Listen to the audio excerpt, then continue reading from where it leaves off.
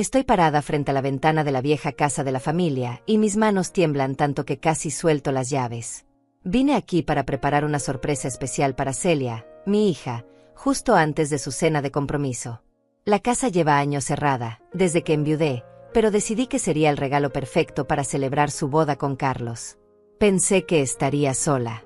Pensé que tendría toda la tarde para limpiar, para recordar, para preparar cada detalle antes de entregarle las llaves esta noche durante la cena. Pero hay voces adentro. Reconozco la voz de Celia inmediatamente. Está hablando con alguien y algo en su tono me hace quedarme quieta, escondida detrás del marco de la ventana lateral. Me asomo apenas, tratando de no hacer ruido. Y lo que escucho en los siguientes minutos me deja completamente helada. Cada palabra que sale de la boca de mi hija es como si me arrancaran algo por dentro. No puedo moverme. No puedo respirar bien. Siento que toda mi piel se eriza y un frío terrible me recorre la columna. Esto no puede estar pasando. No, mi Celia. No, mi niña. Pero las palabras siguen llegando a través del vidrio viejo, claras y crueles, y comprendo que la sorpresa de hoy no la voy a dar yo. La sorpresa me la acaban de dar a mí. Y es la peor de toda mi vida. Hace apenas 3 horas yo estaba en mi departamento preparándome para este día con tanta ilusión que casi no pude dormir anoche. Me puse mi vestido color vino, el que Celia me regaló en mi último cumpleaños. Me maquillé con cuidado, queriendo verme bien para las fotos de la cena. Guardé los documentos de la casa en mi bolso, esos papeles que representan 30 años de sacrificio, de pagos puntuales, de mantener en pie ese lugar aunque ya no viviera en él. La casa está ubicada en el barrio donde crecí, a unos 40 minutos del centro de la ciudad. Es una construcción antigua pero sólida, con ese jardín al frente donde Celia jugaba cuando era pequeña. Desde que murió Roberto, mi esposo, no he tenido fuerzas para volver mucho por aquí. Duele demasiado. Cada rincón me recuerda cuando éramos 3, cuando la vida parecía tener sentido completo. Roberto falleció hace 18 años de un infarto fulminante. Tenía apenas 52 años. Un día estaba riendo en la mesa del desayuno y al siguiente ya no estaba. Celia tenía 20 años entonces. Estaba en la universidad estudiando administración. Recuerdo que lloró mucho en el funeral, aferrada a mi brazo, diciéndome que ahora solo nos teníamos la una a la otra. Y yo le creí. Dios mío, ¿cómo le creí? Después de la muerte de Roberto, tuve que trabajar el doble para mantener todo. Él era contador y tenía un ingreso estable, pero los ahorros no eran suficientes para lo que venía. Celia todavía tenía 3 años de universidad por delante, luego vendría la graduación, sus primeros trabajos mal pagados, sus planes de independizarse. Yo trabajaba en una tienda de ropa durante el día y limpiaba oficinas 3 noches por semana. Llegaba a casa cerca de medianoche, me quitaba los zapatos en la puerta para no despertar a Celia, y caía rendida en la cama. Pero nunca me quejé. Era mi hija. Era todo lo que me quedaba de Roberto. Valía cada hora extra, cada dolor de espalda, cada cena que me salteaba para que a ella no le faltara nada. Cuando se graduó con honores, sentí que todo había valido la pena. Mi niña era una profesional, una mujer educada, alguien que tendría mejores oportunidades que yo. Celia consiguió trabajo en una empresa mediana como asistente administrativa. El sueldo no era gran cosa al principio, unos $1,200 al mes, pero era un comienzo. Siguió viviendo conmigo porque decía que quería ahorrar para su futuro. Yo estaba feliz de tenerla cerca. La casa se sentía menos vacía con ella ahí. Pero con los años empecé a notar cambios. Pequeñas cosas al principio. Celia llegaba tarde y no avisaba. Dejaba de preguntarme cómo había estado mi día. Cuando yo hablaba parecía estar pensando en otra cosa, mirando su teléfono, respondiéndome con monosílabos. Le restaba importancia cuando yo me sentía mal o cuando necesitaba ayuda con algo. Yo me decía que era normal, que estaba creciendo, construyendo su propia vida, enfocada en su carrera. Las hijas se independizan emocionalmente, me repetía. Es parte del proceso natural. No podía esperar que siguiera siendo mi niñita pegada a mi falda. Tenía que dejarla volar. Hace 2 años Celia me pidió que le prestara dinero. Dijo que quería hacer un curso de especialización que le abriría puertas en su trabajo. Necesitaba $3,500. Yo no tenía esa cantidad junta, pero saqué un préstamo pequeño del banco. Le di el dinero sin pedirle que firmara nada, sin exigirle plazos. Era mi hija. Confiaba en ella. Nunca me devolvió ese dinero. Cuando le mencionaba el tema meses después, se molestaba. Decía que yo le hacía sentir culpable, que ella también tenía gastos, que ya me pagaría cuando pudiera. Terminé dejando de preguntar para no crear tensión entre nosotras.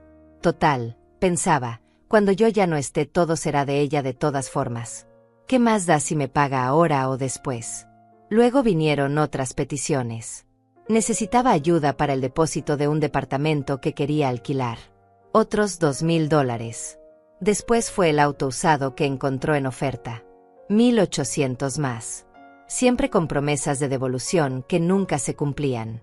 Y yo siempre cediendo, siempre encontrando la forma de conseguir el dinero, siempre creyendo que estaba ayudando a mi hija a construir su vida. Hace 8 meses Celia me presentó a Carlos. Tiene 40 años, es ingeniero civil, un hombre educado y amable que parecía quererla genuinamente. Venía de buena familia, tenía un trabajo estable en una empresa constructora grande donde ganaba cerca de $5,000 mensuales. Cuando los vi juntos sentí un alivio enorme. Mi niña había encontrado a alguien bueno, alguien que la cuidaría, alguien con quien podría formar la familia que yo siempre soñé para ella. Carlos me trataba con respeto. Me preguntaba por mi salud, se ofrecía a ayudarme con cosas de la casa, traía flores cuando venía a visitarnos. Era el tipo de yerno que cualquier madre desearía. Y lo mejor de todo es que parecía sacar el mejor lado de Celia. Cuando él estaba presente ella era más dulce conmigo, más atenta, casi como la niña que yo recordaba. Hace 4 meses Carlos le propuso matrimonio durante un viaje que hicieron a la costa. Celia llegó a casa mostrándome el anillo, radiante, abrazándome con una efusividad que hacía años no veía en ella. Lloramos juntas esa noche. Yo sentía que recuperaba a mi hija, que el amor de un buen hombre la había transformado, que finalmente volvíamos a estar cerca. Empezamos a planear la boda. Sería dentro de 6 meses, una ceremonia sencilla pero elegante. Carlos y su familia cubrirían la mayor parte de los gastos, pero yo quería contribuir con algo significativo. Quería que Celia supiera que su madre estaba ahí, apoyándola en el día más importante de su vida. Fue entonces cuando se me ocurrió la idea de la casa. La vieja casa familiar que llevaba años cerrada, acumulando polvo y memorias. Celia siempre había amado esa casa. De niña jugaba en el jardín, trepaba el árbol de manzanas del fondo, se escondía en el ático. Roberto y ella habían pintado juntos la cerca un verano, los dos terminando salpicados de pintura blanca, riendo bajo el sol. La casa valía dinero. No una fortuna, pero sí alrededor de $120,000 según la última tasación que hice hace un año. Podría venderla y dividir el dinero para mi retiro, para emergencias, para vivir más tranquila mis últimos años. Pero cada vez que pensaba en venderla extraño sentía que traicionaba la memoria de Roberto, que borraba los años felices que vivimos ahí. Entregarle la casa a Celia resolvía todo. Ella podría vivir ahí con Carlos, criar a sus hijos en el mismo lugar donde ella creció, mantener viva la historia familiar. O podría venderla si lo necesitaban y usar ese dinero para construir su futuro. Lo importante es que se quedaría en familia, que tendría un significado, que no sería solo una transacción fría con desconocidos. Contraté a un abogado para que preparara los papeles de transferencia. Mateo Lagos, un hombre serio de unos 55 años que había trabajado con Roberto años atrás. Me cobró $300 por todo el trámite legal. Le expliqué que quería que todo estuviera listo para dárselo a mi hija como sorpresa en su cena de compromiso. Mateo me miró con expresión preocupada cuando le conté mi plan. Se quitó los lentes y los limpió despacio antes de hablar. Me dijo que era una decisión muy generosa, pero que debía pensarla bien. Que una casa era probablemente mi mayor patrimonio, mi seguro para cualquier emergencia. Me preguntó si tenía otros ahorros significativos, si Celia sabía del plan, si habíamos hablado sobre mi futuro y mis necesidades. Le respondí que mi hija me cuidaría si algún día yo lo necesitaba, que era lo único que me quedaba en este mundo y que verla feliz valía más que cualquier propiedad. Mateo no dijo nada más, solo asintió y siguió preparando los documentos. Pero recuerdo la forma en que me miró, como si quisiera decir algo que no se atrevía a pronunciar. Los papeles estuvieron listos hace una semana. Tengo todo guardado en mi bolso ahora mismo. Escrituras, documentos de transferencia, las llaves originales atadas con una cinta color marfil que compré especialmente para la ocasión. Imaginé el momento 1000 veces. Yo poniéndome de pie durante la cena, todos los invitados mirando, Carlos sonriendo sin saber que venía, y yo entregándole a Celia ese sobre que cambiaría su vida. Pero esta mañana, mientras me vestía, sentí que no era suficiente. No podía simplemente entregarle las llaves de una casa que llevaba años cerrada, llena de polvo y abandono. Necesitaba ir, abrir las ventanas, limpiar aunque fuera un poco, asegurarme de que cuando Celia fuera a verla encontrara algo presentable, algo que pudiera imaginar como su hogar futuro. Llamé a mi amiga Alma alrededor de las 9 de la mañana. Alma Duarte tiene 70 años y es mi vecina desde hace más de 15 años. Es de esas mujeres que no se guarda nada, que dice lo que piensa aunque duela, pero que estaría a tu lado en cualquier crisis. Enviudó hace 5 años y desde entonces nos hemos apoyado mutuamente la soledad que viene con perder a tu compañero de vida. Le conté que iba a la casa vieja a prepararla un poco antes de la cena de esta noche. Alma guardó silencio unos segundos al otro lado de la línea. Luego preguntó si estaba segura de lo que iba a hacer. Le dije que sí, que era mi decisión y que me haría feliz ver a Celia instalada ahí. Alma suspiró hondo y solo dijo que tuviera cuidado, que llamara si necesitaba algo. Hay algo que debo decir sobre Alma. Ella nunca ha sido muy afectuosa con Celia. No es que la trate mal, pero hay una distancia, una frialdad sutil en la forma en que se dirige la palabra. Celia dice que Alma es una entrometida, que opina de cosas que no le corresponden. Alma, por su parte, ha hecho comentarios a lo largo de los años que yo siempre traté de ignorar. Una vez, hace como 3 años, estábamos tomando café en mi cocina cuando Celia llegó y me pidió dinero prestado para no sé qué cosa. Yo le di lo que tenía en mi cartera sin preguntar mucho. Después de que Celia se fue, Alma me miró con esa expresión suya que mezcla preocupación y molestia. Me dijo que mi hija me estaba usando, que una mujer de 30 y tantos años con trabajo fijo no debería estar pidiéndole dinero constantemente a su madre jubilada. Me enojé con Alma ese día. Le dije que no entendía por qué ella no tenía hijos, que la relación entre madre e hija era sagrada, que yo ayudaba a Celia porque quería hacerlo. Alma levantó las manos en señal de rendición y cambió de tema, pero vi en sus ojos que no estaba convencida de nada. Desde entonces hemos tenido varias conversaciones similares. Alma notando cosas que yo prefería no ver. Alma preguntándome por qué Celia nunca me invitaba a salir con ella y sus amigas. Alma comentando que era extraño que mi hija no pasara las Navidades completas conmigo, que siempre tenía alguna excusa para irse temprano. Alma cuestionando por qué Celia no contribuía económicamente en la casa si todavía vivía conmigo hasta hace poco. Yo defendía a Celia cada vez. Le explicaba a Alma que mi hija tenía su propia vida, sus propios gastos, sus propias prioridades. Que era natural que una mujer joven quisiera independencia. Que yo no esperaba nada a cambio de lo que hacía por ella porque así es el amor de madre. Incondicional. Sin facturas. Sin cobros. Pero a veces, en la madrugada cuando no podía dormir, me preguntaba si Alma no tendría algo de razón. Si tal vez yo estaba siendo demasiado complaciente. Si acaso Celia no se estaba aprovechando un poquito de mi buena voluntad. Pero enseguida ahuyentaba esos pensamientos. Me sentía culpable solo de imaginarlos. ¿Qué clase de madre duda del amor de su propia hija? Tomé el autobús a las 10:30 de la mañana. No tengo auto propio. Vendí el que Roberto y yo compartíamos hace años, cuando los gastos de mantenerlo se volvieron demasiado altos para mi presupuesto. Celia tiene un auto, ese que le ayudé a comprar, pero nunca me ofrece llevarme a lugares. Dice que siempre anda ocupada, que sus horarios son complicados, que el autobús me viene bien de todas formas. El viaje hasta el barrio viejo duró casi 1 hora con todo el tráfico de media mañana. Me bajé en la esquina conocida, esa donde todavía está la panadería donde Roberto compraba pan dulce los domingos. La señora que atendía entonces ya no está, pero el olor sigue siendo el mismo. Dulce, a masa recién horneada, a tiempos mejores. Caminé las 3 cuadras hasta la casa sintiendo como los recuerdos me golpeaban con cada paso. Ahí estaba la casa de los Ramírez, ahora pintada de un color horrible que no le hace justicia. Más allá el parque pequeño donde llevaba a Celia cuando era bebé. Todo igual pero diferente, como suele pasar con los lugares que abandonamos. La casa se ve peor de lo que recordaba. La pintura exterior está descascarada en varias partes. El jardín delantero es un desastre de maleza crecida. La cerca de madera que Roberto y Celia pintaron juntos está gris y despintada. Me dolió verla así, como si el abandono fuera una traición a las memorias felices que guarda. Saqué las llaves de mi bolso y abrí el portón de metal que chirría exactamente igual que hace 18 años. Subí los 3 escalones del porche sintiendo cómo crujía la madera bajo mis pies. La puerta principal estaba hinchada por la humedad y tuve que empujar con fuerza para abrirla. El olor a encierro me golpeó inmediatamente. Esa mezcla de polvo, humedad y tiempo detenido que tienen las casas abandonadas.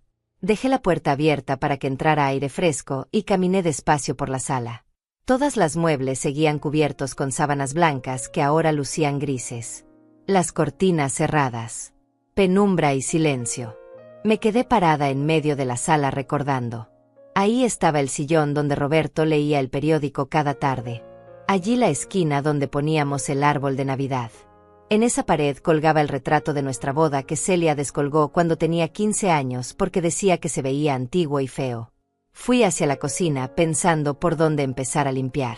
Tendría que ser algo rápido, superficial, solo para que el lugar no se viera completamente abandonado. Abrir ventanas, quitar algunas sábanas, barrer un poco. No tenía mucho tiempo si quería estar de vuelta para arreglarme bien antes de la cena de compromiso. Fue entonces cuando escuché el auto. Un motor deteniéndose frente a la casa. Pasos. Voces. Mi corazón dio un salto extraño. No esperaba a nadie. Nadie sabía que yo vendría aquí hoy. Me quedé paralizada en la cocina sin saber si salir a ver quién era o esperar. Entonces escuché su voz. La voz de Celia. Clara, conocida, inconfundible. Estaba hablando con alguien, otra mujer, mientras subían los escalones del porche. Reían de algo. Escuché la puerta principal abrirse completamente, pasos entrando a la sala. Por un instante pensé en salir y saludarlas, en preguntarle a Celia qué hacía aquí. Pero algo me detuvo. Tal vez fue la forma en que hablaba, ese tono que nunca usaba conmigo. Tal vez fue simple curiosidad. O tal vez fue un presentimiento, esa voz interior que te advierte cuando algo no está bien. Me quedé escondida en la cocina, pegada a la pared, sin hacer ningún ruido. Podía verlas parcialmente a través de la puerta entreabierta. Celia y una mujer que reconocí como Andrea, una amiga suya del trabajo. Estaban paradas en medio de la sala mirando alrededor, evaluando el espacio. Andrea dijo algo sobre lo grande que era la casa, sobre cuánto podría valer en el mercado actual. Celia respondió con una risa que me heló la sangre. Una risa que no tenía nada de alegre. Una risa calculadora, fría, que nunca le había escuchado antes. Y entonces Celia habló. Y sus palabras destrozaron todo lo que yo creía saber sobre mi hija, sobre mi vida, sobre los últimos 20 años de sacrificio. Celia le dijo a Andrea que la casa sería suya muy pronto. Que su madre, esa vieja tonta, había caído completamente en el plan. Usó esas palabras exactas. Vieja tonta. Como si estuviera hablando de una desconocida y no de la mujer que le dio la vida, que la crió sola después de perder a su padre, que trabajó hasta la extenuación para que nunca le faltara nada. Andrea preguntó cómo había logrado convencerme. Celia volvió a reír con esa risa horrible que no le conocía. Dijo que había sido más fácil de lo esperado. Que solo tuvo que actuar un poco más cariñosa las últimas semanas, fingir emoción por la boda, incluirme en algunos planes sin importancia. Que yo estaba tan desesperada por sentirme querida que me tragué cada migaja de atención que me lanzó. Me apoyé contra la pared de la cocina sintiendo que las piernas no me sostenían.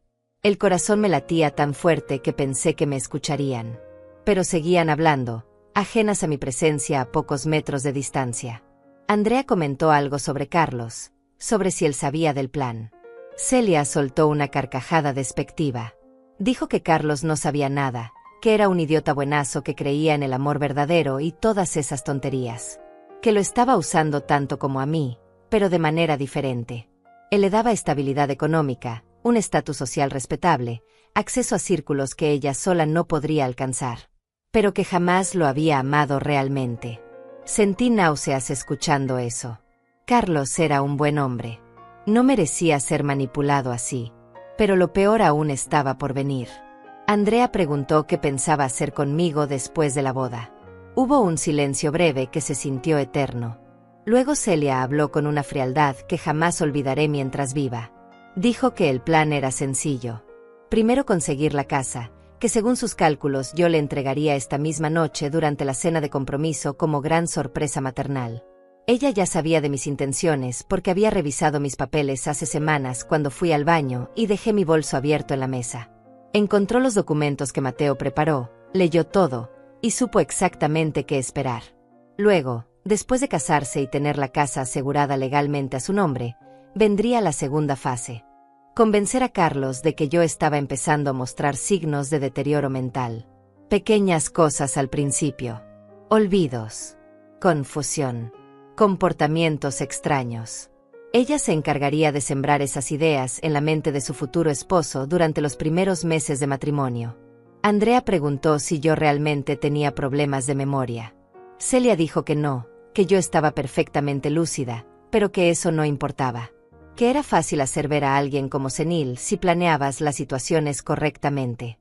Esconder objetos y luego preguntar por ellos. Cambiar citas acordadas y luego decir que yo las había confundido.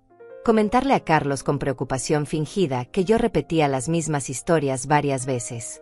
El objetivo final era internarme en un asilo. Uno de esos lugares baratos donde te guardan y te olvidan. Celia calculaba que con lo que le costaba mantenerme podría ahorrar cerca de $1,200 mensuales. Además, una vez que yo estuviera internada y declarada incapaz mentalmente, ella podría tomar control total de mis finanzas restantes. Mi pensión de viuda, que eran unos $800 al mes, pasarían directamente a ella como mi tutora legal. Andrea silbó impresionada. Dijo que Celia lo tenía todo calculado. Mi hija respondió que por supuesto que sí, que había estado planeando esto durante años. Que estar cerca de mí todo este tiempo había sido una estrategia, no un acto de amor filial. Que cada vez que me pidió dinero prestado sin devolverlo estaba probando hasta dónde podía llegar, cuánto podía sacarme. Mencionó entonces algo que me partió en pedazos. Dijo que después de la muerte de su padre se dio cuenta de que yo era débil, manipulable, demasiado necesitada de afecto.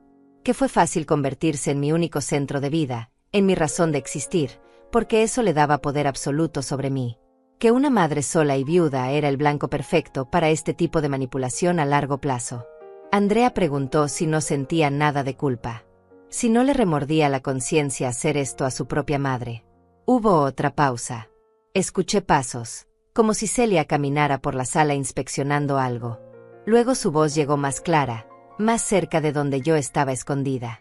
Dijo que al principio tal vez sintió algo parecido a la culpa, pero que con los años eso se fue.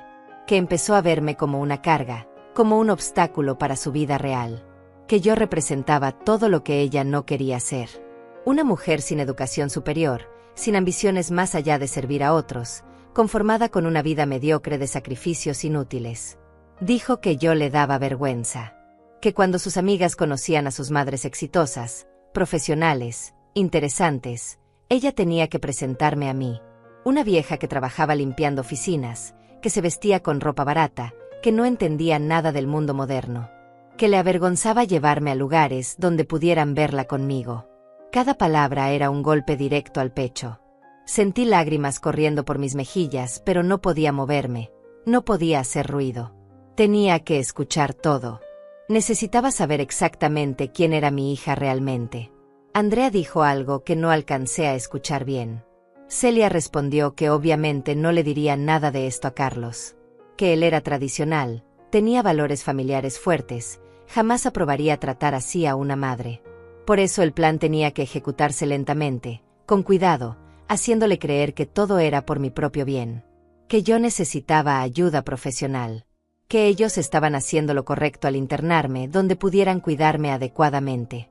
Mencionó entonces el nombre de un lugar. Residencia Esperanza. Dijo que ya lo había visitado, que costaba apenas $600 al mes, que las habitaciones eran compartidas y básicas pero suficientes. Que con suerte yo duraría unos años ahí antes de morirme, y todo ese tiempo ella estaría cobrando mi pensión además de ahorrarse mis gastos. Luego habló sobre la casa. Dijo que valía mucho más de lo que yo pensaba. que había consultado con un agente inmobiliario sin que yo lo supiera y la tasación real era de $160,000 si se arreglaban algunas cosas menores.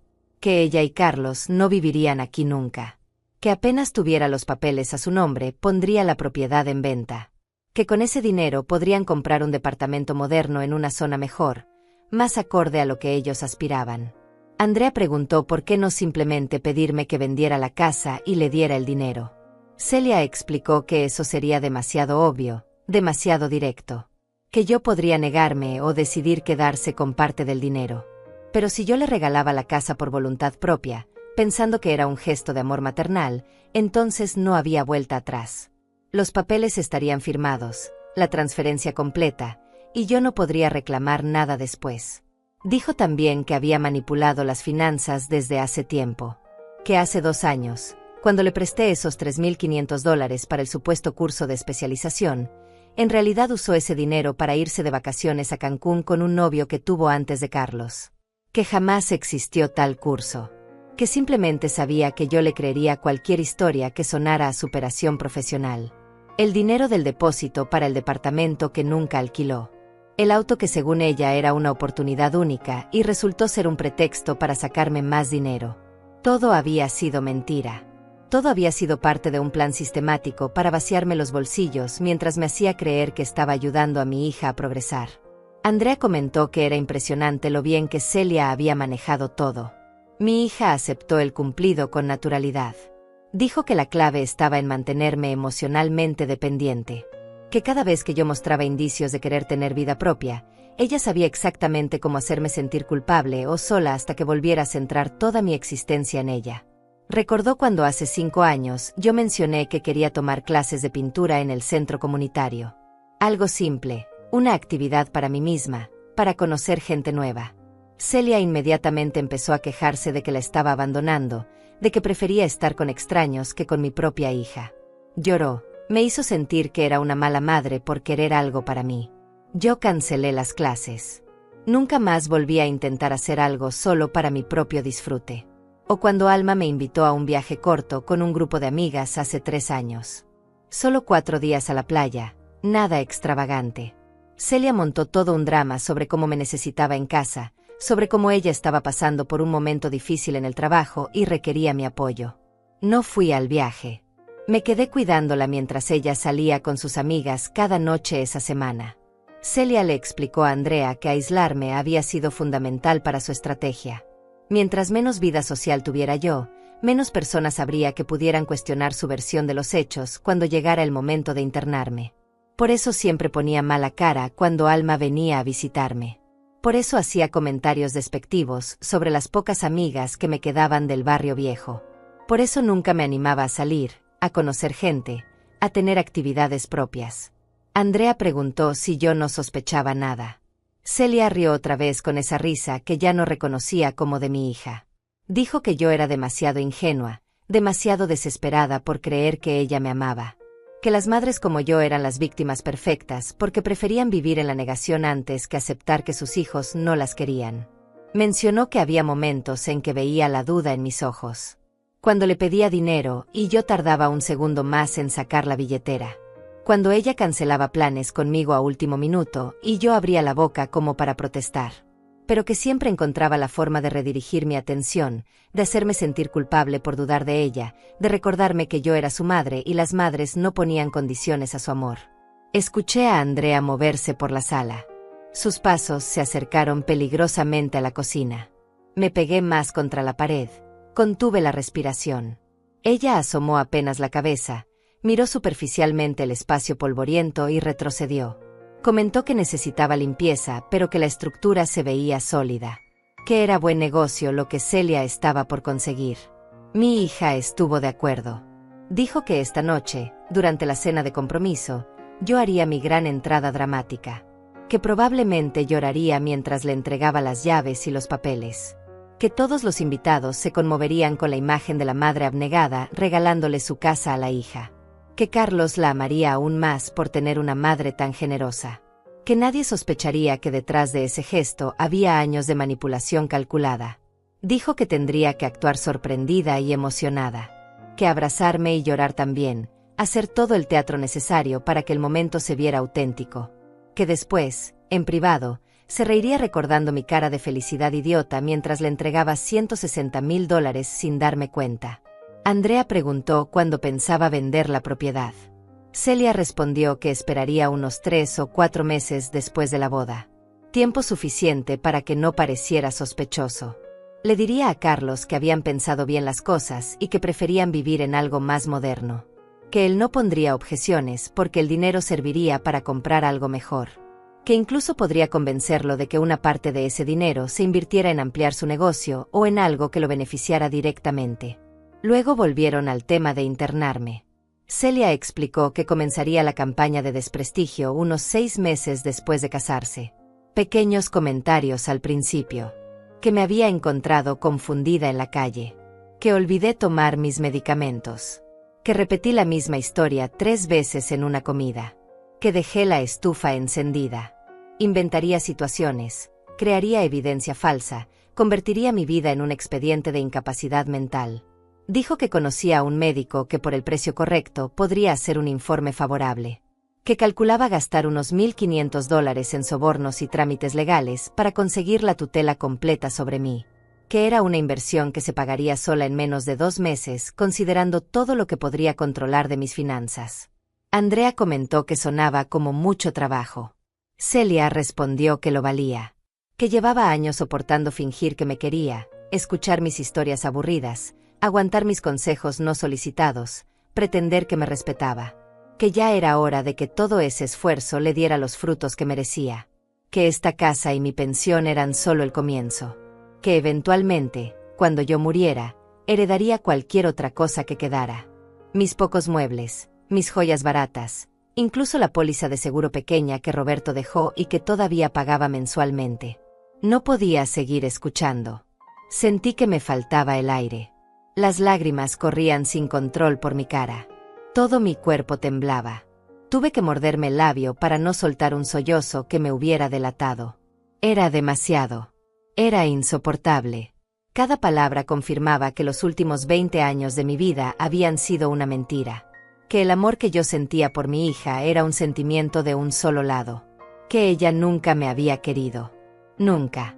Escuché que se movían hacia la puerta. Celia dijo que ya había visto suficiente. Que tenía que volver a casa para arreglarse para la cena. Que esta noche marcaría el principio de su nueva vida, la vida que siempre había querido sin el peso muerto de una madre necesitada colgando de su cuello. Andrea hizo una última pregunta antes de salir. Preguntó si Celia no sentía, aunque fuera un poco de afecto por mí. Si no había ningún recuerdo de infancia, ningún momento de cariño genuino que le hiciera dudar de sus planes. Hubo silencio. Por un segundo absurdo permití que la esperanza se encendiera en mi pecho. Tal vez sí había algo.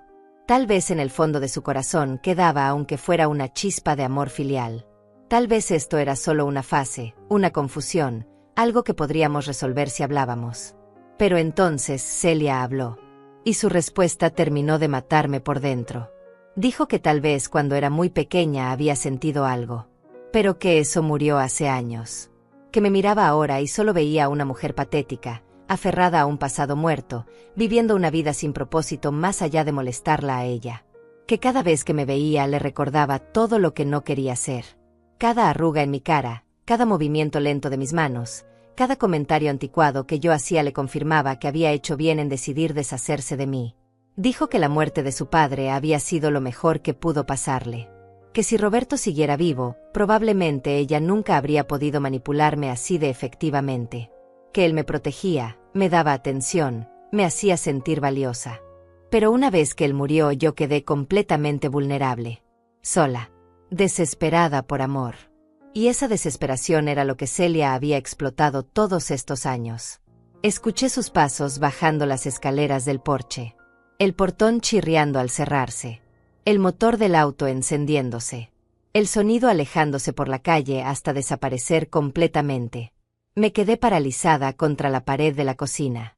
No sé cuánto tiempo pasó. Podrían haber sido minutos u horas. El sol se movía lentamente proyectando sombras largas por las ventanas sucias. El silencio de la casa abandonada me envolvía como una mortaja. Eventualmente mis piernas cedieron y me deslicé hasta quedar sentada en el piso frío. Abracé mis rodillas contra el pecho y finalmente dejé salir todo. Lloré como no lloraba desde el funeral de Roberto. Lloré por los años perdidos. Por el amor desperdiciado. Por la hija que nunca tuve realmente. Por la vida que sacrifiqué creyendo que construía algo hermoso cuando en realidad solo estaba alimentando un monstruo. Lloré por cada vez que me quedé sin comer para que ella tuviera más. Por cada noche que trabajé hasta el agotamiento. Por cada sueño propio que abandoné. Por cada momento de dolor que oculté para no preocuparla. Por cada abrazo que di sin recibir nada real a cambio. Por cada te quiero que pronuncié y que ella solo repitió como un eco vacío sin significado. Cuando finalmente no me quedaron más lágrimas, me quedé ahí sentada mirando la nada. La cocina donde Roberto y yo desayunábamos cada mañana. Donde Celia hacía sus tareas de la escuela mientras yo preparaba la cena. Donde celebramos cumpleaños, navidades, donde compartimos miles de comidas como familia. O al menos eso creí que estábamos haciendo.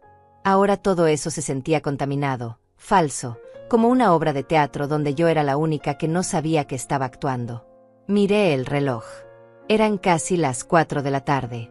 La cena de compromiso estaba programada para las 7. En mi bolso, a pocos pasos de donde estaba sentada, llevaba los documentos de la casa. Las escrituras. Los papeles de transferencia perfectamente preparados por Mateo. Todo listo para entregarle a Celia exactamente lo que ella había planeado robarme disfrazado de regalo amoroso. Me puse de pie lentamente. Mis huesos crujieron. Me dolía todo el cuerpo como si me hubieran golpeado físicamente. Caminé hacia el baño pequeño que había al lado de la cocina. Me miré en el espejo manchado y casi no reconocí a la mujer que me devolvió la mirada. Tenía los ojos hinchados y rojos. El maquillaje corrido por las lágrimas formaba líneas oscuras en mis mejillas. Mi vestido color vino, el que Celia me había regalado y que yo había elegido con tanto cuidado para esta noche especial, ahora se veía arrugado y triste. Me vi vieja, cansada, destrozada, exactamente como Celia me había descrito hace unos minutos. Una mujer patética aferrada a un pasado muerto. Abrí el grifo del lavabo. El agua salió marrón al principio por las tuberías sin uso, luego se aclaró. Me lavé la cara con movimientos lentos, casi mecánicos. El agua fría me ayudó a recuperar algo de claridad mental. Me sequé con la manga del vestido porque no había toallas. Volví a la cocina y recogí mi bolso del suelo. Lo abrí y saqué los documentos. Los extendí sobre la vieja mesa que todavía estaba ahí cubierta de polvo. Escrituras de propiedad a nombre de Rita López de Hernández. Documento de transferencia preparado para cambiar el nombre a Celia López. Todo legal. Todo perfecto. Todo listo para que mi hija se quedara con $160,000 sin mover un dedo más que fingir sorpresa y gratitud. Leí cada página lentamente. Mateo había hecho un trabajo impecable. No había fisuras legales. Una vez que yo firmara y Celia aceptara, la casa sería suya irreversiblemente. Y yo quedaría sin mi mayor patrimonio, sin red de seguridad, completamente vulnerable ante sus planes de internarme y controlar cada aspecto de mi vida hasta que muriera. Me senté en una de las sillas viejas. El polvo voló formando nubes grises bajo el sol de la tarde. Pensé en Roberto. ¿En qué diría si pudiera verme ahora? ¿En qué habría hecho él si hubiera escuchado a su hija hablar de mí con ese desprecio, con esa crueldad calculada? Roberto que amaba a Celia con locura, que la llamaba su princesita, que trabajó duro para darle todo, que murió sin saber que su hija crecería para convertirse en esto. Tal vez fue mejor que muriera antes. Tal vez este dolor le hubiera matado de todas formas. Recordé la última conversación que tuve con Roberto antes del infarto. Fue una mañana de domingo. Estábamos en esta misma cocina tomando café. Celia todavía dormía arriba. Roberto me tomó la mano sobre la mesa y me dijo que me amaba, que yo era la mejor esposa y madre que podría haber pedido, que se sentía afortunado cada día de habernos tenido a su lado. Le pregunté qué le pasaba, por qué se ponía sentimental de repente. Él sonrió y dijo que solo quería que lo supiera, que a veces damos por sentado lo que más importa y él no quería cometer ese error. 3 días después estaba muerto, como si hubiera sabido que se le acababa el tiempo. como si hubiera querido asegurarse de dejarme esas palabras para los años difíciles que vendrían. Ojalá Roberto estuviera aquí ahora. Ojalá pudiera abrazarlo y llorar en su hombro como hacía cuando algo me abrumaba. Ojalá pudiera pedirle consejo, que me dijera qué hacer con este dolor que me está comiendo viva. Pero Roberto no estaba. Y yo tendría que resolver esto sola. Guardé los documentos de vuelta en mi bolso. Me puse de pie y caminé por la casa. Entré a cada habitación como despidiéndome. La sala con sus muebles fantasmales bajo sábanas blancas. El comedor donde celebramos tantas ocasiones especiales. La habitación principal donde Roberto y yo dormimos abrazados durante 25 años. El cuarto de Celia, más pequeño, donde ella creció de bebé a mujer. Me detuve en el umbral de su antigua habitación. Las paredes todavía tenían los pósters que ella colgó en su adolescencia. Estrellas fosforescentes en el techo que Roberto instaló cuando ella tenía 8 años. La marca en la puerta donde medíamos su altura cada cumpleaños. Todo intacto. Como un santuario a una niña que ya no existía. O que tal vez nunca existió de la forma que yo creí. Pensé en todos los momentos que recordaba como pruebas de su amor. Su graduación cuando me abrazó llorando y me agradeció por todo. Pero ahora esas lágrimas me parecían falsas, actuadas, parte del teatro que ella montaba para mantenerme enganchada. Las veces que me dijo que era la mejor mamá del mundo. Palabras huecas, mecánicas, dichas porque sabía que yo necesitaba escucharlas. Cada memoria feliz que tenía de ella ahora estaba contaminada por la duda. Cada sonrisa podría haber sido falsa. Cada te quiero podría haber sido mentira. Cada gesto de cariño podría haber sido calculado para mantenerme donde ella me quería. Dócil, complaciente, útil. Una fuente inagotable de dinero, atención y sacrificio. Bajé las escaleras lentamente. Atravesé la sala hacia la salida. Antes de irme me detuve y miré hacia atrás una última vez. Esta casa había sido mi hogar durante los mejores años de mi vida.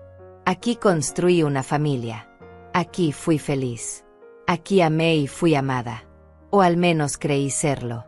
Ahora la casa se sentía como una tumba. Un recordatorio de todo lo que había perdido. Primero a Roberto. Luego, sin darme cuenta, a la hija que pensé que tenía pero que resultó ser solo una ilusión. Un espejismo que yo misma mantuve vivo porque la alternativa era demasiado dolorosa de considerar. Cerré la puerta principal y bajé los escalones del porche. El sol ya estaba bajo, tiñendo el cielo de naranjas y rosas. Pronto sería de noche. Pronto llegaría el momento de la cena de compromiso. Pronto Celia estaría esperando que yo hiciera mi gran entrada con las llaves y los documentos. Esperando que cayera en su trampa como la vieja tonta que ella creía que era. Caminé hacia la parada del autobús con pasos lentos. Mi mente trabajaba a toda velocidad a pesar del agotamiento emocional. Necesitaba pensar. Necesitaba decidir qué hacer. Necesitaba un plan. Podría no ir a la cena. Desaparecer. Dejar que Celia se preguntara dónde estaba. Pero eso no resolvería nada. Solo pospondría lo inevitable. Ella encontraría la forma de acercarse otra vez, de manipularme otra vez. Y yo seguiría siendo vulnerable. Podría confrontarla. Decirle que escuché todo. Gritarle en su cara que sé exactamente quién es y qué planea hacer. Pero eso solo la pondría en guardia. Negaría todo. Diría que estoy confundida, que malinterpreté, que estoy inventando cosas. Y Carlos le creería a ella. Todo el mundo le creería a ella. Yo solo sería la madre paranoica y posiblemente senil que imagina conspiraciones donde no las hay. El autobús llegó y subí. Me senté junto a la ventana mirando cómo el barrio viejo se alejaba. Las casas donde viví momentos felices. Las calles donde caminé con Roberto tomados de la mano. El parque donde llevé a Celia de niña. Todo se volvía más pequeño hasta desaparecer. Saqué mi teléfono del bolso. Tenía 3 llamadas perdidas de Alma. Un mensaje preguntando si estaba bien, si había terminado en la casa, si necesitaba ayuda con algo. Alma que siempre supo. Alma que intentó advertirme tantas veces. Alma a quien yo ignoré porque no quería ver la verdad. Le marqué a Alma. Contestó al segundo timbre. Su voz sonaba preocupada. Me preguntó dónde estaba, por qué no había respondido sus llamadas. Le dije que necesitaba verla urgentemente, que algo terrible había pasado, que por favor me esperara en su departamento. Ella no hizo más preguntas. Solo dijo que la puerta estaría abierta. El viaje de regreso se me hizo eterno. Cada semáforo en rojo era una tortura. Cada parada del autobús un retraso insoportable. Necesitaba hablar con alguien. Necesitaba sacar todo esto que me estaba ahogando por dentro.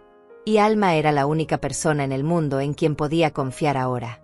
Bajé del autobús cerca de nuestro edificio pasadas las 5:30. Subí las escaleras casi corriendo a pesar del cansancio. Toqué a la puerta de Alma y ella abrió inmediatamente. Me miró la cara y supo al instante que algo grave había ocurrido. Me jaló hacia adentro y cerró la puerta. No dijo nada. Solo me abrazó. Y yo me derrumbé otra vez.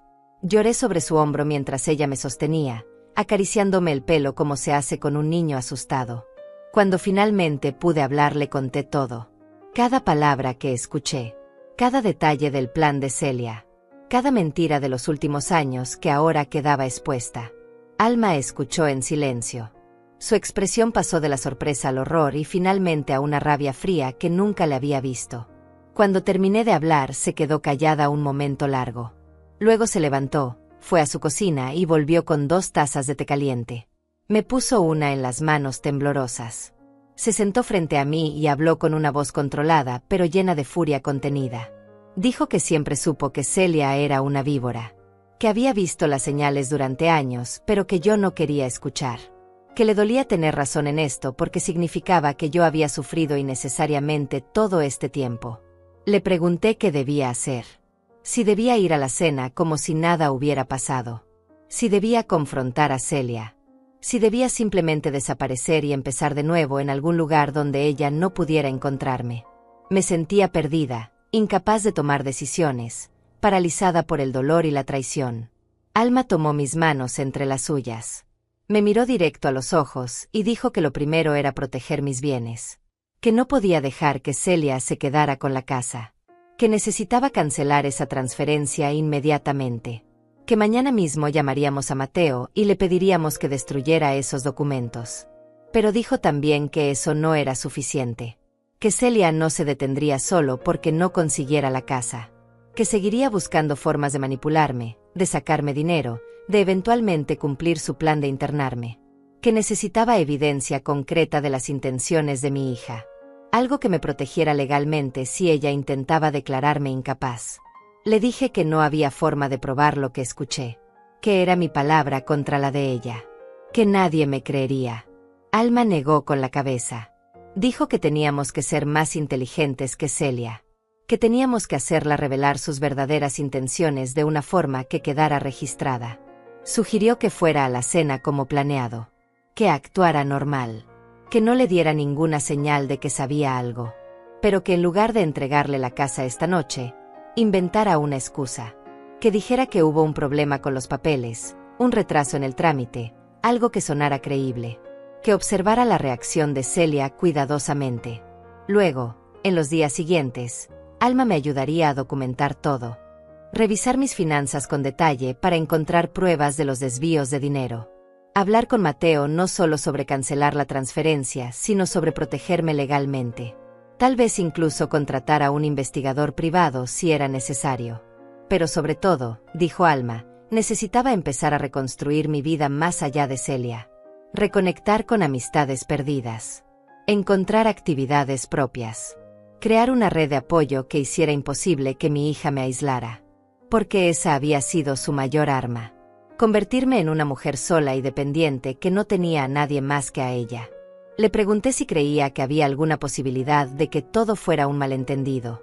De que tal vez Celia no lo había dicho en serio.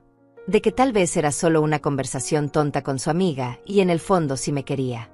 Sé que sonaba patético incluso mientras lo decía. Alma apretó mis manos con fuerza. Me dijo con firmeza que dejara de buscar excusas para Celia. Que lo que escuché era la verdad desnuda. Que mi hija no me amaba y probablemente nunca lo había hecho.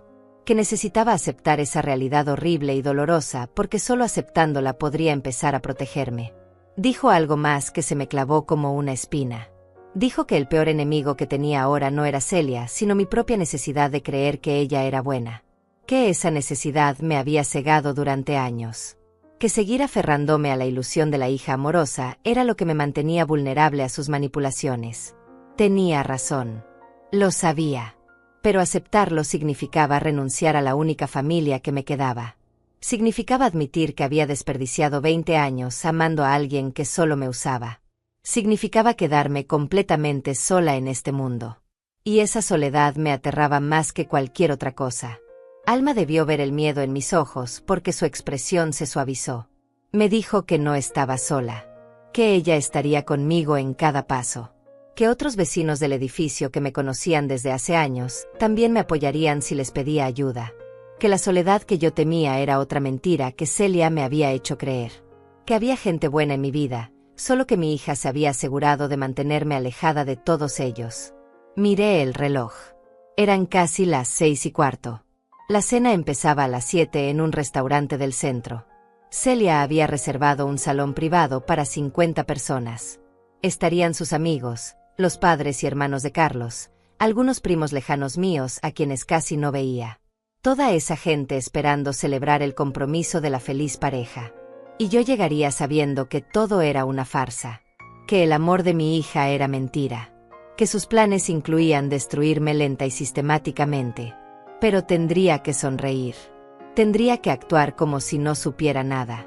Tendría que abrazarla y desearle felicidad mientras por dentro me sangraba el alma. Alma me ayudó a arreglarme. Me prestó maquillaje para ocultar los ojos hinchados. Me peinó el cabello con cuidado. Me planchó el vestido como pudo. Me miré en su espejo y parecía casi normal. Solo alguien que me conociera muy bien notaría el dolor detrás de los ojos. La forma en que mi sonrisa no llegaba a ningún otro lado de mi cara. Antes de salir Alma me hizo prometer que no le entregaría nada a Celia esta noche. Que inventaría cualquier excusa, pero que mantendría esos documentos seguros. Que mañana por la mañana iríamos juntas a ver a Mateo y empezaríamos a proteger lo que me quedaba. Le prometí. Ella me abrazó fuerte y me dijo que fuera fuerte. Que podía hacer esto. Tomé un taxi al restaurante. No tenía fuerzas para el autobús otra vez. Durante el trayecto practiqué mi expresión en el espejo de mi polvera. Sonrisa suave. Ojos brillantes. Madre feliz por la boda de su hija. Una actuación tan falsa como la que Celia había estado dando durante años. La diferencia era que yo actuaba para sobrevivir. Ella lo hacía por pura maldad. Llegué al restaurante a las 7:05. Era un lugar elegante con manteles blancos y candelabros en cada mesa. El salón privado estaba en el segundo piso. Subí las escaleras sintiendo que cada paso me pesaba como si cargara piedras en los zapatos. Escuchaba las voces alegres de la gente que ya había llegado. Risas. Música suave de fondo. El tintineo de copas brindando. Respiré hondo antes de entrar. Coloqué la sonrisa ensayada en mi cara. Empujé la puerta y entré al salón. El lugar se veía hermoso. Globos blancos y dorados decoraban las esquinas. Una mesa larga estaba dispuesta con elegancia. Flores frescas en el centro. Todo perfecto. Todo festivo. Carlos estaba cerca de la entrada hablando con sus padres. Me vio entrar y se acercó inmediatamente con esa sonrisa cálida que siempre tenía para mí. Me saludó con un beso en la mejilla. Me preguntó cómo estaba, si había tenido buen viaje hasta aquí. Le respondí con automatismo. Bien, gracias. Sí, todo bien. Qué lindo está todo. Mis labios decían las palabras correctas mientras mi mente gritaba que él no sabía nada. Que estaba a punto de casarse con una mujer que no lo amaba. Que era otra víctima de Celia igual que yo. Entonces la vi. Celia entró al salón desde otro lado. Probablemente venía del baño. Llevaba un vestido color crema precioso que seguramente había costado una fortuna. Su pelo perfectamente arreglado. Maquillaje impecable. Lucía radiante. Feliz. La imagen perfecta de la novia emocionada. Nuestras miradas se encontraron. Por un segundo vi algo en sus ojos. Tal vez fue mi imaginación, pero me pareció ver un destello de algo frío, calculador. Luego se transformó completamente. Su cara se iluminó con una sonrisa enorme. Corrió hacia mí con los brazos abiertos. Me abrazó fuerte. Demasiado fuerte. Me dijo al oído que estaba tan contenta de que hubiera llegado. Que esta noche era tan especial. Que me amaba tanto. Las mismas palabras que había escuchado cientos de veces. Pero ahora sabiendo que eran vacías, que no significaban nada, que eran solo parte de su actuación magistral. Le devolví el abrazo mecánicamente. Dije que yo también la amaba. Que estaba muy feliz por ella. Que todo se veía hermoso. Mi voz sonaba hueca hasta para mis propios oídos, pero nadie pareció notarlo. O tal vez sí lo notaron, pero lo atribuyeron a emoción maternal. Celia se separó y me miró con esa expresión que yo siempre había interpretado como amor filial. Ahora solo veía la máscara.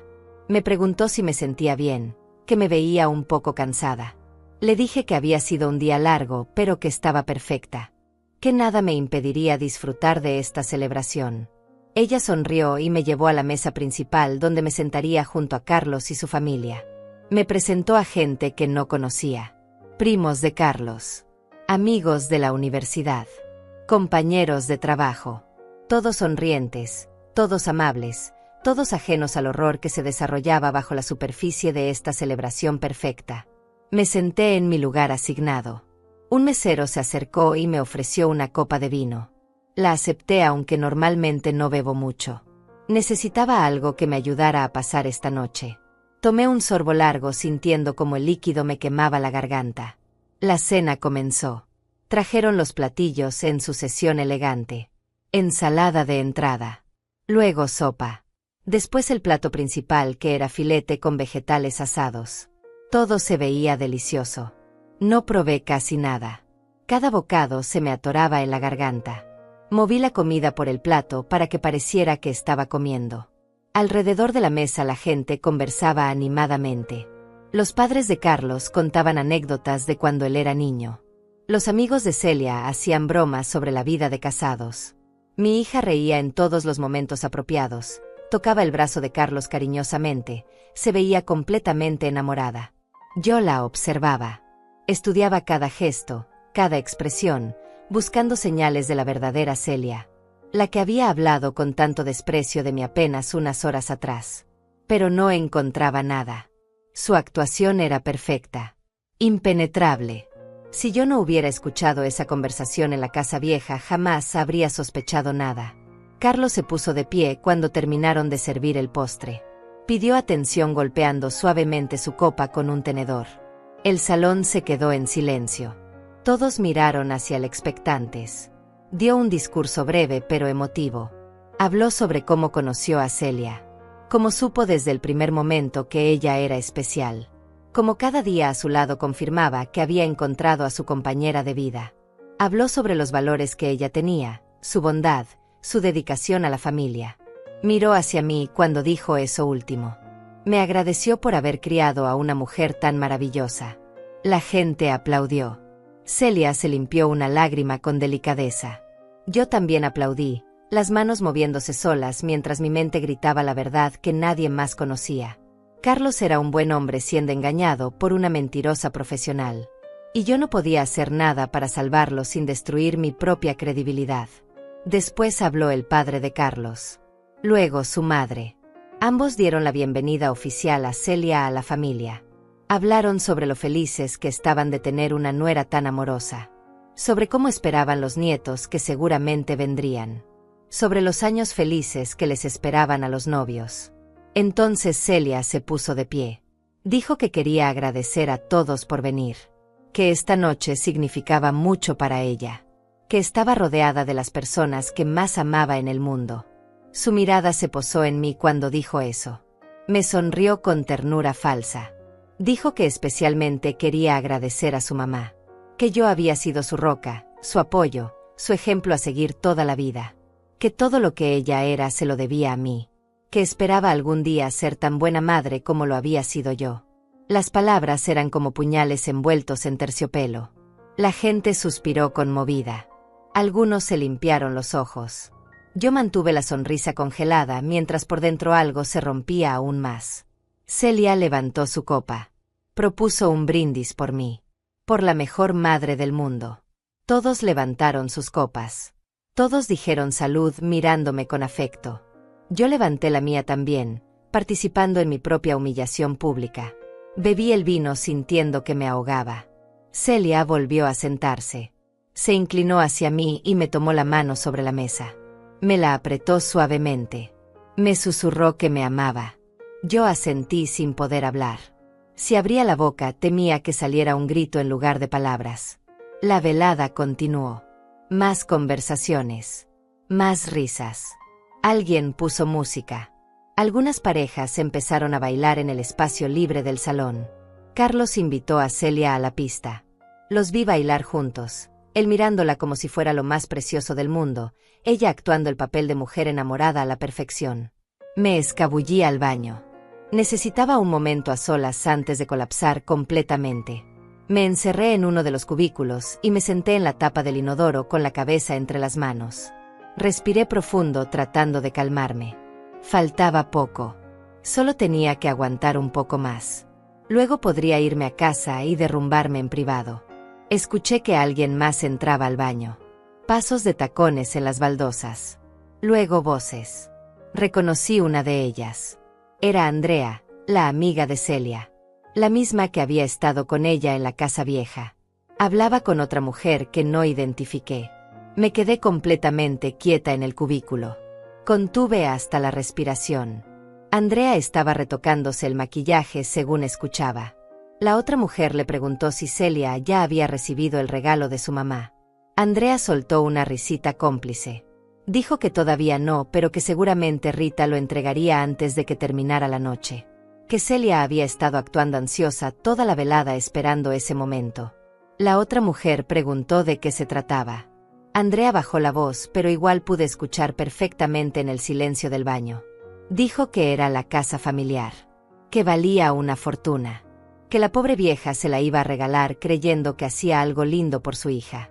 Que Celia la vendería en cuanto pudiera y se embolsaría todo el dinero. La otra mujer silbó impresionada. Preguntó si Carlos sabía. Andrea dijo que no, que él no tenía idea de nada. Que Celia lo tenía completamente engañado. Que el tipo realmente creía que se casaba con una mujer buena y amorosa. Ambas se rieron. Luego Andrea dijo algo que me hizo cerrar los ojos con fuerza. Dijo que lo mejor de todo era que después Celia iba a deshacerse de la madre. Que ya tenía todo planeado. Que en menos de un año Rita estaría encerrada en algún asilo barato y Celia estaría cobrando su pensión además de haberse quedado con todos sus bienes. La otra mujer preguntó si no era muy cruel. Andrea respondió que Celia decía que su madre era una carga, que se lo merecía por haber sido tan blanda y manipulable, que en este mundo los débiles terminan siendo devorados por los fuertes, que Rita había tenido toda una vida para hacerse más fuerte y había elegido ser una víctima, que ahora tendría que vivir con las consecuencias. Escuché que se cerraban las carteras, que los tacones caminaban hacia la puerta. Antes de salir, Andrea dijo que tenía que volver al salón. Que Celia probablemente la estaba buscando. Que no podía perderse el momento en que la vieja entregara la casa. Que sería un espectáculo digno de ver. La puerta se cerró. Me quedé sola otra vez. Las palabras de Andrea resonaban en mi cabeza. Vieja tonta. Débil. Víctima. Carga. Cada insulto era como un latigazo. Pero debajo de la humillación sentí algo más empezar a crecer. Algo que no había sentido en horas. Rabia. No la rabia explosiva e incontrolable, sino algo frío y claro. Una decisión tomando forma en mi mente. Celia creía que yo era débil, que era manipulable, que caería en su trampa sin resistencia. Ella y sus amigas me veían como algo patético, algo de lo que reírse, algo que se podía usar y descartar sin consecuencias. Pero estaban equivocadas. Yo no era débil. Había sobrevivido a la muerte de mi esposo. Había criado sola a una hija. Había trabajado durante años en empleos agotadores. Había soportado dolor y soledad y seguía de pie. Lo que ellas confundían con debilidad era bondad. Y bondad no significaba ser tonta. Salí del cubículo. Me miré en el espejo del baño. Vi a la misma mujer de antes, pero con algo diferente en los ojos. Una determinación que no había estado ahí hacía unas horas. Me arreglé el pelo. Me retoqué el pintalabios. Me sequé cualquier rastro de lágrimas. Volví al salón caminando con la espalda recta. Celia me vio entrar y se acercó inmediatamente. Me preguntó si estaba bien. Le dije que perfectamente, que solo había necesitado un momento. Ella me miró con esa expresión de falsa preocupación. Me tocó el brazo con suavidad fingida. Entonces hizo la pregunta que había estado esperando toda la noche. Me dijo con voz casual que si traía algo especial para ella, que había mencionado hace unas semanas que tenía una sorpresa planeada, que estaba curiosa por saber qué era. La miré directo a los ojos. Vi la avaricia apenas disimulada detrás de su sonrisa dulce. Vi a la mujer que planeaba destruirme, que me había estado usando durante años, que me despreciaba en secreto mientras fingía amarme en público. Le devolví la sonrisa. Le dije que sí, que había preparado algo especial.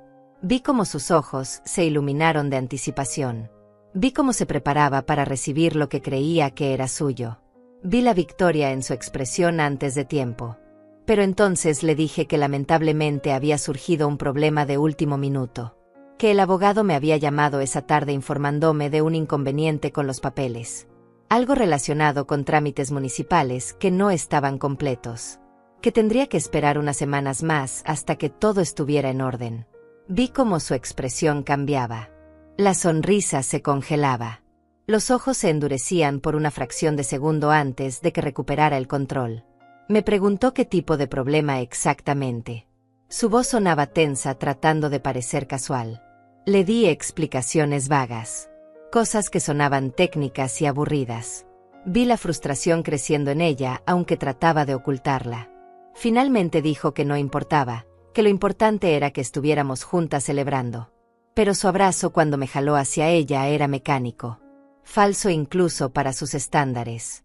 El resto de la velada Celia estuvo diferente, más tensa, menos convincente en su actuación. La vi hablando en un rincón con Andrea. Las dos me miraron. Andrea le dijo algo al oído. Celia negó con la cabeza irritada. Carlos notó el cambio de humor de su prometida. Le preguntó si algo andaba mal. Ella le dijo que estaba cansada, que había sido un día muy largo. Él fue comprensivo como siempre. Le sugirió que si quería podían terminar la velada más temprano. Ella aceptó con alivio evidente. La fiesta empezó a disolverse alrededor de las 10:30. La gente se despedía. Me agradecían por haber venido. Me decían lo linda que se veía la pareja, lo felices que serían juntos. Yo asentía y sonreía mientras planeaba mis siguientes pasos. Celia se acercó para despedirse. Me dio un beso frío en la mejilla. Me dijo que me llamaría mañana para ver cómo seguía lo de los papeles, que quería ayudar con lo que hiciera falta para resolver el problema, que después de todo era algo importante para ambas. Le dije que no se preocupara, que yo me encargaría de todo, que solo tenía que concentrarse en los preparativos de su boda. Ella insistió. Dijo que no era molestia, que tal vez podríamos ir juntas a ver al abogado, que 4 ojos ven más que 2. Entendí perfectamente lo que estaba haciendo. Quería asegurarse de que yo no cambiara de opinión. Quería estar presente en cada paso del proceso para garantizar que la casa terminara en sus manos. Pero ahora que conocía sus verdaderas intenciones, podía ver cada movimiento con claridad. Le dije firmemente que no era necesario, que Mateo era muy competente y que ya habíamos hablado sobre cómo proceder, que en unas semanas todo estaría resuelto y entonces sí podríamos celebrar apropiadamente. Vi el flash de frustración en sus ojos otra vez. Salí del restaurante sola. Tomé un taxi de vuelta a casa. Durante el trayecto llamé a Alma. Le conté brevemente cómo había ido la noche, que no le había entregado nada a Celia, que había visto su reacción cuando inventé la excusa, que ahora estaba segura más allá de cualquier duda de que todo lo que escuché era verdad. Alma me dijo que había hecho bien, que mañana temprano iríamos juntas a ver a Mateo, que empezaríamos a tomar medidas reales para protegerme, que esto apenas comenzaba pero que íbamos por buen camino. Llegué a mi departamento cerca de las 11 de la noche. Me quité el vestido color vino y lo doblé con cuidado. Probablemente nunca volvería a usarlo. Estaba contaminado con los recuerdos de esta noche horrible. Me puse el camisón y me senté en la cama. Saqué mi teléfono y busqué el número de Mateo en mis contactos. Le envié un mensaje diciéndole que necesitaba verlo urgentemente mañana a primera hora.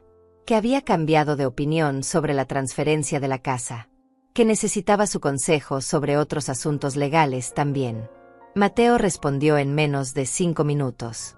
Me dijo que podía recibirme a las 9 de la mañana en su oficina. Que llevaría todos los documentos que tuviera.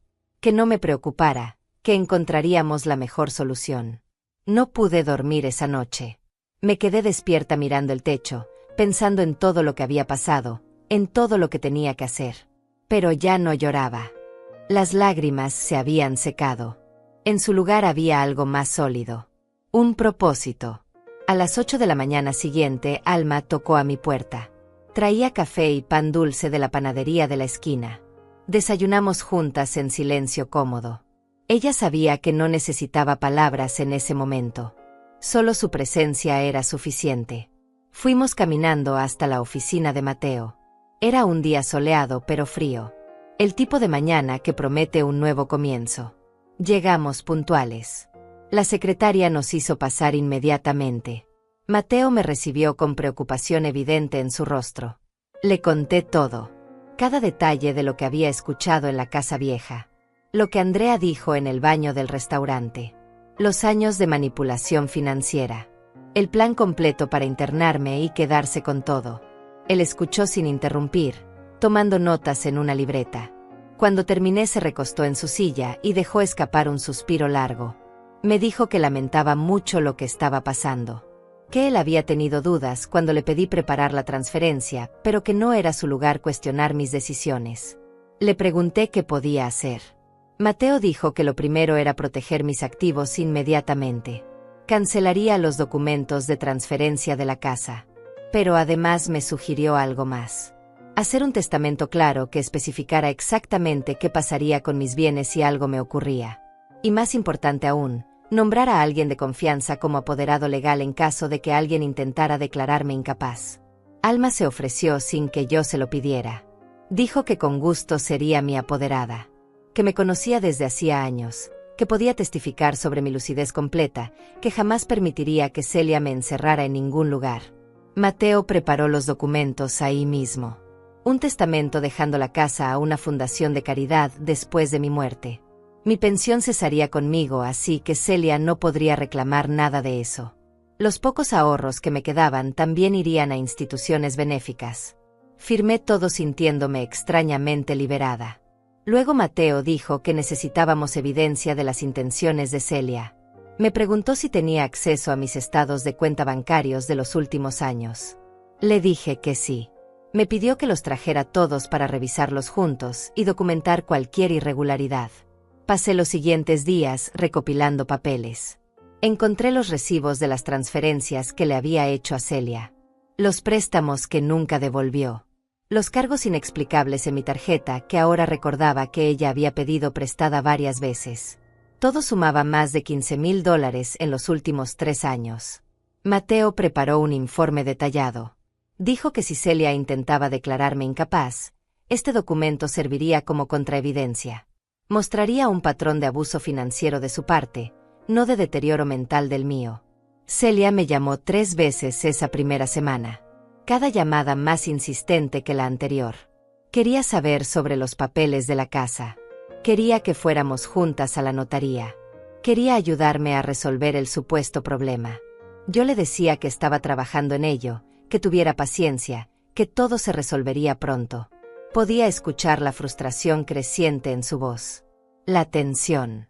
La rabia apenas contenida. Ya no se molestaba tanto en sonar dulce. La máscara se estaba cayendo. 2 semanas después de la cena de compromiso, Celia apareció en mi departamento sin avisar. Tocó insistentemente hasta que abrí. Entró como tromba preguntando qué estaba pasando realmente. ¿Por qué estaba evitándola? ¿Por qué no avanzaba lo de la casa?